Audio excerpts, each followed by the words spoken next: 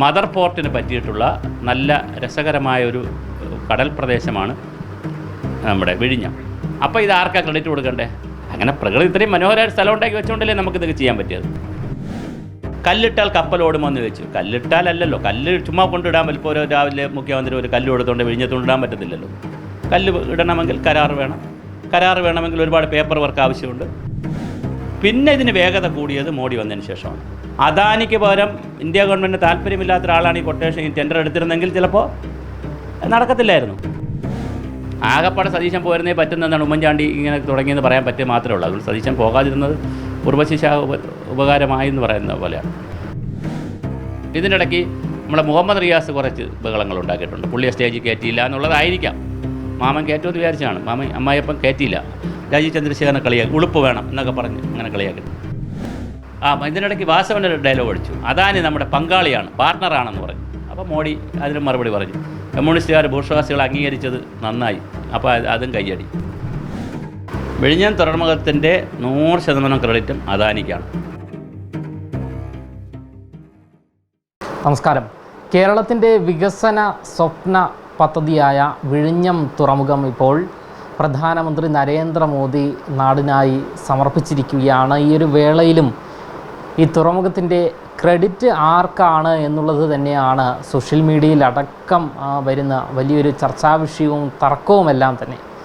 എന്തായാലും ഈ ഒരു വിഷയവുമായി ബന്ധപ്പെട്ട് ഇപ്പോൾ നമ്മളോട് പ്രതികരിക്കുന്നത് സാമൂഹിക നിരീക്ഷകനായ ഡോക്ടർ ശ്രീ വി സുഭാഷ് ചന്ദ്രബോസാണ്.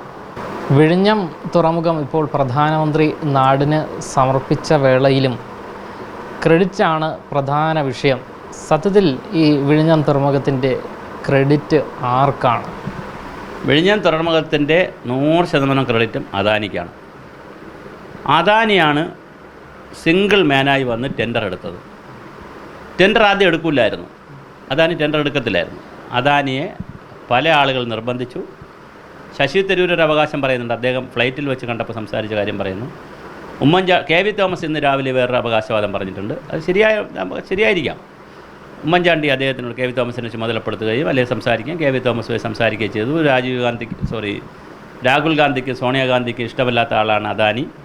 അദാനി എല്ലാവരും ഇന്ത്യൻ ഇടതുപക്ഷവും ഇന്ത്യ മുന്നണിയും കോൺഗ്രസും ഒക്കെ പറയുന്നത്, ഇപ്പോഴും പറയുന്നത് അദാനി എന്ന് പറയുന്ന ആരുടെ വളർത്തുപുത്രനാണ്?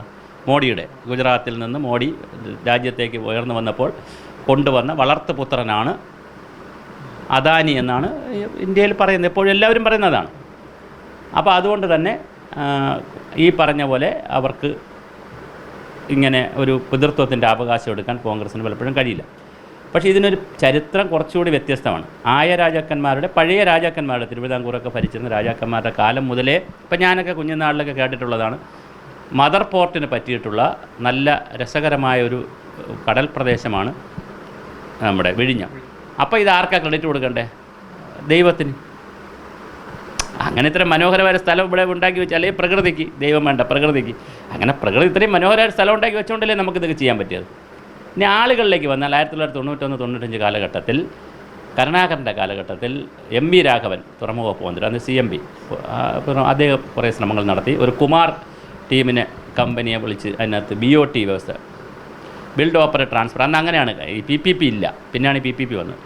BOT വ്യവസ്ഥയിൽ അന്ന് കൊടുക്കാൻ തീരുമാനിച്ചു. അങ്ങനെ എഗ്രിമെൻറ്റ് വെച്ചു. പക്ഷേ ഒരുപാട് കടമ്പകളുണ്ടായിരുന്നു. പക്ഷേ അതൊന്നും നേടാൻ പറ്റിയിട്ടില്ല. ഇതിനിടയ്ക്ക് നമ്മൾ AK ആൻ്റണി പ്രതിരോധ മന്ത്രിയായിരുന്നപ്പോൾ ചെറിയൊരു പാര ഇതിൽ വച്ചിട്ടുമുണ്ട്. അദ്ദേഹം ക്ലിയറൻസ് കൊടുത്തില്ല, അങ്ങനെയും കേൾക്കുന്നുണ്ട്. പിന്നെ അത് കഴിഞ്ഞ് നയനാരുടെ ഗവൺമെൻറ് വരുന്നു. അപ്പോഴും ഇതുപോലെ ചർച്ചകൾ നടക്കുന്നു. BSൻ്റെ ഗവൺമെൻറ് വരുന്നു, ചർച്ചകൾ നടക്കുന്നു. ഈ ചർച്ചകളൊക്കെ നടന്ന് വരുമ്പോഴാണ് ഉമ്മൻചാണ്ടി വന്ന് ഇതിനകത്ത് എന്ത് ചെയ്യുന്നത്, വളരെ ഹൈപ്പിലേക്ക്. അപ്പോൾ കൊച്ചി വിമാനത്താവളം, അല്ലെങ്കിൽ നമ്മുടെ കണ്ണൂർ വിമാനത്താവളം, മെട്രോ റെയിൽ, വിഴിഞ്ഞം പദ്ധതി, ഇങ്ങനെ കുറേ മെഗാ പ്രോജക്റ്റുകൾ ഉമ്മൻചാണ്ടി അനൗൺസ് ചെയ്യുകയും അതിന് വേണ്ടി പണിയെടുക്കുകയും ചെയ്തു. കരാർ വെച്ചത് ഉമ്മൻചാണ്ടിയാണ്, കല്ലിട്ടതും ഉമ്മൻചാണ്ടിയാണ്. കല്ലിട്ടാൽ കപ്പലോടുമെന്ന് ചോദിച്ചു. കല്ലിട്ടാലല്ലോ, കല്ല് ചുമ്മാ കൊണ്ടിടാൻ പറ്റും. ഇപ്പോൾ രാവിലെ മുഖ്യമന്ത്രി ഒരു കല്ല് കൊടുത്തുകൊണ്ട് വിഴിഞ്ഞത്തുകൊണ്ടിടാൻ പറ്റത്തില്ലല്ലോ. കല്ല് ഇടണമെങ്കിൽ കരാർ വേണം. കരാർ വേണമെങ്കിൽ ഒരുപാട് പേപ്പർ വർക്ക് ആവശ്യമുണ്ട്. ഒരു ഏജൻസി വേണം, ഒരു സ്ഥാപനം വേണം അത് ചെയ്യാൻ. അങ്ങനെയാണ് അദാനി വരുന്നത്. അപ്പോൾ ആ നടപടിക്രമമൊക്കെ പൂർത്തിയാക്കി. പിന്നെ ഇതിന് വേഗത കൂടിയത് മോഡി വന്നതിന് ശേഷമാണ്, 2014. കാരണം 2014 വരെ UPA ഗവൺമെൻറ് സെൻട്രലിലുണ്ട്, ഇവിടെ കോൺഗ്രസും ഉണ്ട്. എന്നിട്ടും വേഗത വന്നില്ല. പിന്നെ ഒരു വേഗത വരുന്നത് മോഡിയുടെ ഗവൺമെൻറ് വയബിൾ ഗ്യാപ്പ് ഫണ്ടൊക്കെ കൊടുക്കുന്നതും അതിന് വേഗത കൂട്ടി. അതിന് അദാനി ഇപ്പോൾ അദാനിക്ക് പകരം ഇന്ത്യ ഗവൺമെൻറ്റിന് താല്പര്യമില്ലാത്ത ഒരാളാണ് ഈ കൊട്ടേഷൻ ഈ ടെൻഡർ എടുത്തിരുന്നെങ്കിൽ ചിലപ്പോൾ നടക്കത്തില്ലായിരുന്നു. അപ്പോൾ ഇതെല്ലാം ഒരുപാട് താല്പര്യം നല്ല അർത്ഥത്തിൽ പറഞ്ഞു, ഇൻട്രസ്റ്റുകളുടെ ഒരു കൾമിനേഷനാണ് സംഭവിച്ചത്. അപ്പോൾ സ്വാഭാവികമായിട്ട് ഇതുപോലത്തെ വൻകിട പ്രോജക്റ്റുകളൊക്കെ ഉദ്ഘാടനം ചെയ്യുമ്പോൾ ചെറുകിടയായാലും വൻകിടയായാലും ഒരു റിപ്പോർട്ട് അവതരിപ്പിക്കും. ആ റിപ്പോർട്ടിൽ എന്ത് ചെയ്യും? ഇതിൻ്റെ ഒരു മൈൽ സ്റ്റോൺ പറയും. പക്ഷെ ഇവിടെ നടന്നത് എന്താ? ഇവിടെ റിപ്പോർട്ട് അവതരിപ്പിച്ചതിൽ മാത്രമല്ല, ഓരോരുത്തരും എണീറ്റ് അങ്ങോട്ടും ഇങ്ങോട്ടും ഞാൻ നിങ്ങളെ ചൊറിയുന്നു, നിങ്ങൾ അയാളെ ചൊറിയുന്നു. വാസവൻ പറഞ്ഞു കർമ്മയോഗി, കാലത്തിനതീതമായ കർമ്മയോഗി. നേരത്തെ പറഞ്ഞു കാരണഭൂതൻ, പിന്നെന്താണ് ക്യാപ്റ്റൻ, കപ്പിത്താൻ. ഇങ്ങനെയൊക്കെ പിണറായി സ്തുതിയാണ് വാസവൻ അങ്ങനെയൊന്നും പറയാൻ പാടില്ല. വാസവൻ പറയുന്നത് എന്താണ്? നമ്മുടെ ഇപ്പോഴത്തെ മുഖ്യമന്ത്രിയാണ് ഇതിനെ സമ്പൂർണ്ണതയിലെത്തിക്കാൻ എല്ലാ പ്രവർത്തനം ഓക്കെ.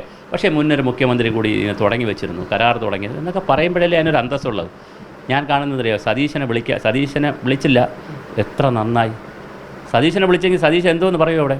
മോഡി ആരെ തെറി പറയുന്നു? ഇന്ത്യ മുന്നണിയെ തെറി പറയുന്നു, രാഹുൽ ഗാന്ധിയെ തെറി പറയുന്നു.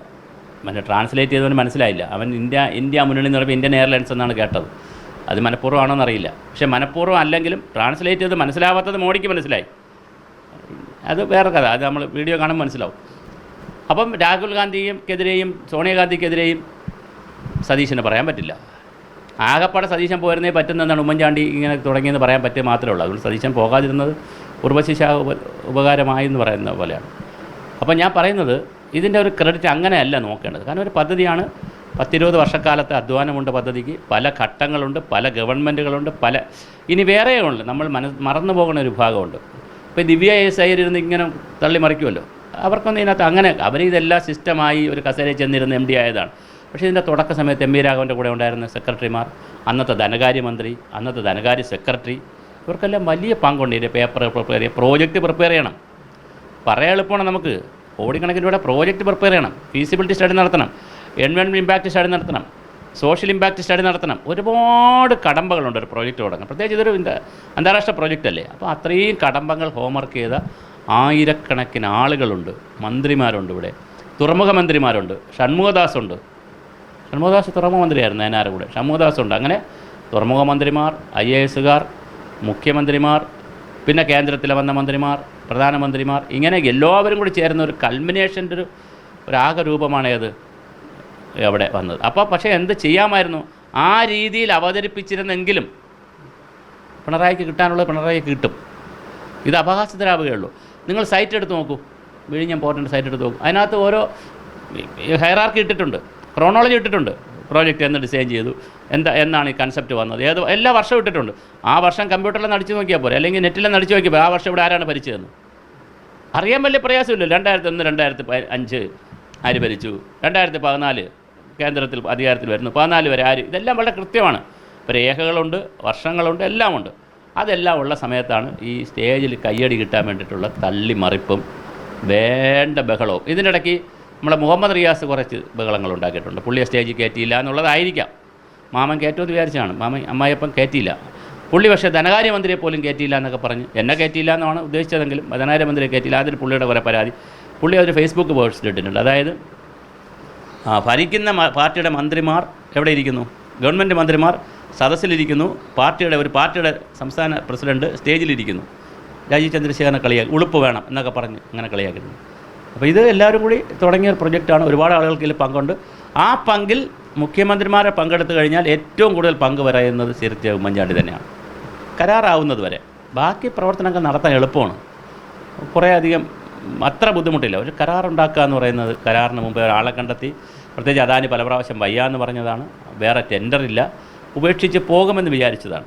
അപ്പോൾ പിന്നെ മോഡി പറഞ്ഞല്ലോ കമ്മ്യൂണിസ്റ്റുകാർ, ഇതിനിടയ്ക്ക് വാസവനൊരു ഡയലോഗ് അടിച്ചു, നമ്മുടെ അദാനി നമ്മുടെ പങ്കാളിയാണ്, പാർട്ട്ണറാണെന്ന് പറഞ്ഞു. അപ്പോൾ മോഡി അതിന് മറുപടി പറഞ്ഞു, കമ്മ്യൂണിസ്റ്റുകാർ ബൂർഷ്വാസികൾ അംഗീകരിച്ചത് നന്നായി.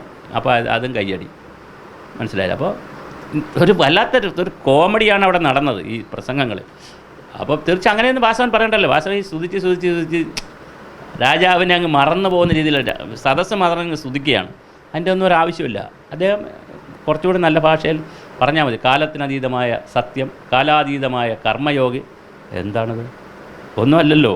അപ്പോൾ ആ രീതിയിൽ ഒരു കാര്യം കൂടെ വാസവനോടും ഈ എല്ലാവരോടും ചോദിക്കുന്നത്, കേരളത്തിലോട് ഇപ്പോൾ 9 വർഷമാവുന്നു പിണറായി വിജയൻ്റെ സർക്കാർ വന്നിട്ട്, അല്ലെങ്കിൽ ഇടതുപക്ഷ സർക്കാർ സ്വന്തമായി ഡിസൈൻ ചെയ്ത് സ്വന്തമായി ഇംപ്ലിമെൻ്റ് ചെയ്തൊരു പ്രോജക്റ്റ് ഏതാണ്?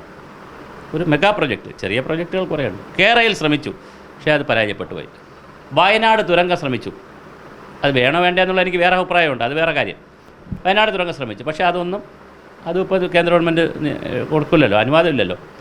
അനുവാദം വേണമെന്നല്ല ഞാനീ പറയുന്നത്, അങ്ങനെ എടുത്തുകളയരുത്. കേരളിൻ്റെ വേറെ എൻ്റെ കാഴ്ചപ്പാട് വേറെ. കേരളിനെ സംബന്ധിച്ച് എനിക്ക് വേറെ കാഴ്ചപ്പാടുണ്ട്. ഇത് വേണോ വേണ്ടേ എന്നുള്ളത് എന്നെ സംബന്ധിച്ച് എനിക്ക് എൻ്റേതായ കാഴ്ചപ്പാടുണ്ട്. പക്ഷേ ഞാൻ പറഞ്ഞത്, ഇങ്ങനെ ഡിസൈൻ ചെയ്ത പ്രോജക്റ്റുകളും പുള്ളിക്ക് നടപ്പിലാക്കാൻ പറ്റിയില്ല. വലിയ പ്രോജക്റ്റുകളൊന്നും ഡിസൈൻ ചെയ്തിട്ടുമില്ല. ഇപ്പോൾ കണ്ണൂർ വിമാനത്താവളം പുള്ളി കുറേ അവകാശവാദം പറയുന്നു. അത് തുടങ്ങി വെച്ചത് ഫസ്റ്റ് റൺവേയിൽ വിമാനം കയറ്റിയതും എല്ലാം ഉമ്മൻചാണ്ടിയുടെ കാലത്തല്ലേ. അപ്പോൾ മെഗാ പ്രോജക്റ്റുകളൊന്നും ഇവർ നടപ്പിലാക്കിയിട്ടില്ലെന്ന് മാത്രമല്ല, മെഗാ പ്രോജക്റ്റുകളോടൊക്കെ എന്നും തിരിഞ്ഞു നിന്നിട്ടുമുണ്ട്. ഈ വിഴിഞ്ഞത്തിനെതിരെ തന്നെ അഴിമതി എന്നൊക്കെ പറഞ്ഞ് എന്തോരം ബഹളമാണ് അസംബ്ലിയിലൊക്കെ ഉണ്ടാക്കിയത്. പക്ഷേ ഇപ്പോൾ കാലം ഇങ്ങനെ മാറിപ്പോയി. ഇത് ഡിലേ ആയതുകൊണ്ടാണ് ആർക്ക് അവസരം കിട്ടുന്നത്? ഇത് ഡിലേ ആയി, ഒരുപാട് ഡിലേ ആയി. ഒരു കാര്യം കൂടെ പറഞ്ഞ് അവസാനിപ്പിക്കാം നമുക്ക് ആ ഭാഗം. അനുബന്ധ കാര്യങ്ങൾ ഒരുപാടുണ്ട് ഇതിനകത്ത്. 2 കിലോമീറ്റർ റിംഗ് റോഡ്, പിന്നെ റെയിൽവേ കണക്ടിവിറ്റി, പിന്നെ മറ്റ് റോഡുകൾ, പിന്നെ അനുബന്ധമായി പിന്നെ 200ഓളം കുടുംബങ്ങളുടെ പുനരധിവാസം, അവിടെ ഒഴിപ്പിച്ചവർ പുനരധിവാസം ഒന്നും ആയിട്ടില്ല. അങ്ങനെ ഒരുപാട് അനുബന്ധ കാര്യങ്ങൾ ചെയ്യേണ്ടതുണ്ട്. അതൊന്നും എങ്ങോട്ട് പോയില്ല. നമ്മൾ 1 മില്ലിമീറ്റർ പോലും മുമ്പോട്ട് പോയിട്ടില്ല. അപ്പോൾ അത് ഒരു വശത്ത് നിൽക്കുന്നു. അതിലൊക്കെ സ്റ്റേറ്റിന് ഒരുപാട് കാര്യം ചെയ്യാമായിരുന്നു. പണമില്ലാന്നൊന്നും പറയുന്ന ന്യായമല്ല. ഇനിയിപ്പോൾ അത്തരം പ്രോജക്റ്റുകൾക്ക് സർക്കാരിന് തന്നെ പണം കൊണ്ടൊന്നും ചെയ്യാൻ പറ്റില്ല. PPPയിലേക്ക് പോയേ കഴിയൂ, പ്രൈവറ്റ് പാർട്ട്ണർഷിപ്പിലേക്ക് പോയേ കഴിയൂ. അങ്ങനെ നോക്കിയിരുന്നെങ്കിൽ ഒരു 10-15 പഞ്ചായത്തുകൾ, ബാലരാമപുരം, വിഴിഞ്ഞം, പള്ളിച്ചൽ തൊട്ട് അങ്ങോട്ട് ഒരു പാറശാല വരെയുള്ള ഒരു 10-15 പഞ്ചായത്തുകളുടെ വളരെ ഗൗരവമായിട്ടുള്ള ടൂറിസം സെൻ്ററാക്കി മാറ്റാം, ടൂറിസം ഹബ്ബാക്കി മാറ്റാം. വിഴിഞ്ഞം കൂടെ വെച്ചുകൊണ്ട്, വിഴിഞ്ഞമുണ്ട്, കോവളമുണ്ട്, ആഴിമലയുണ്ട്, അങ്ങ് കുറച്ച് പോയാൽ കന്യാകുമാരിയുണ്ട്, പത്മനാഭസ്വാമി ക്ഷേത്രമുണ്ട്, ഇവിടെ തിരുവനന്തപുരത്ത്. അപ്പോൾ തിരുവനന്തപുരത്ത് നിന്ന് അങ്ങ് പിടിച്ചോളൂ, തെക്കൻ തിരുവനന്തപുരം അങ്ങ് പിടിച്ചോളൂ. തിരുവനന്തപുരം പിടിച്ചാൽ പിന്നെ ബീച്ചുണ്ട്, അടിമലാത്തുറ ബീച്ചുണ്ട്, പൂവാറിൽ നല്ല റിസോർട്ടും വരും. അത് വലിയ ടൂറിസ്റ്റ് സാധ്യതയുണ്ട്. പക്ഷെ അതിനുള്ള ഒരു ഹൈപ്പൊന്നും നമ്മൾ കാണുന്നില്ല. അനുബന്ധ പ്രവർത്തനങ്ങളിലൊക്കെ ഇനി വരുമോ എന്ന് എനിക്കറിയില്ല. പക്ഷേ ഇപ്പോൾ വളരെ സീറോയാണ്, ബിഗ് സീറോയാണ്. തീർച്ചയായിട്ടും ഇതിൻ്റെ പിതൃത്വം അവകാശപ്പെടുന്നവർ ആരായാലും അത്തരം കാര്യങ്ങൾ കൂടി ശ്രദ്ധിക്കുമ്പോഴാണ്. അത് സ്റ്റേറ്റിന് ഒരുപാട് കാര്യം ചെയ്യാനുണ്ട്. അതിനകത്ത് സ്റ്റേറ്റിനാണ് ചെയ്യാനുള്ളത്, പഞ്ചായത്ത് രാജ് സ്ഥാപനങ്ങൾക്കും. അതുപോലെ നമ്മുടെ കൈത്തറി, ഹാൻഡ് വീവ്, ബാലരാമപുരം വളരെ പ്രസിദ്ധമാണ്. അപ്പോൾ കപ്പലിൽ കയറ്റി അയക്കണമെന്നല്ല ഞാൻ പറഞ്ഞു. പക്ഷേ അത്തരം കാര്യങ്ങളൊക്കെ നമുക്ക് ആ ഗ്രാമങ്ങളെയൊക്കെ നമുക്ക് ലോകത്തിൻ്റെ മുമ്പിൽ പ്രസൻറ്റ് ചെയ്യാൻ പറ്റിയ, കേരളത്തിൽ വരുന്ന ഏതൊരു ടൂറിസ്റ്റിനെയും, വിദ്യാർത്ഥികളടക്കമുള്ള ഏതൊരു ടൂറിസ്റ്റിനെയും ആകർഷിക്കാൻ കഴിയുന്ന വലിയ പാക്കേജുകൾ ഉണ്ടാക്കാൻ ആർക്ക് കഴിയും?